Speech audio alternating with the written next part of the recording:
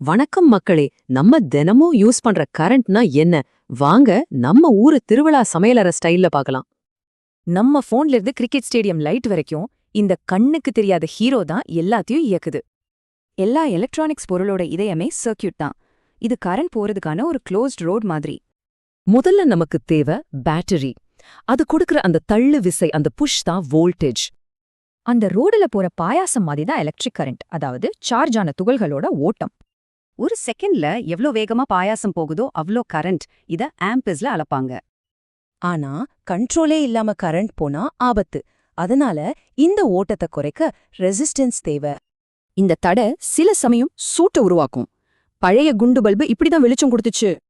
Ohms விதின்ற இந்த simple formula தான் எல்லா சர்க்கியூட்டையும் ஆட்டி வைக்கிற சீக்ரெட் ரெசிபி.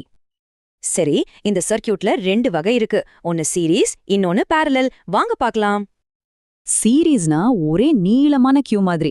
கரண்ட் போறதுக்கு ஒரே வழிதான். ஒன்னு நின்னா எல்லாம் ஸ்டாப். பேரலல்னா பல கவுண்டர்ஸ் மாதிரி. அதனாலதான் நம்ம வீட்ல ஒரு பல்ப் போனாலும் மத்த லைட் எரியுது. சரி, இந்த ஐடியா நம்ம ஸ்மார்ட் போன் பேட்டரியில எப்படி வேலை செய்யுதுன்னு பாப்போமா?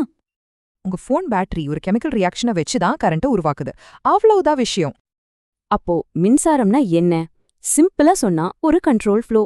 அவ்வளவுதாங்க மேட்டர். இப்போ இந்த ஓட்டத்தோட ரகசியம் உங்களுக்கு புரிஞ்சிருக்கும்னு நினைக்கிறேன். உங்க கருத்தை கமெண்ட்ல போடுங்க.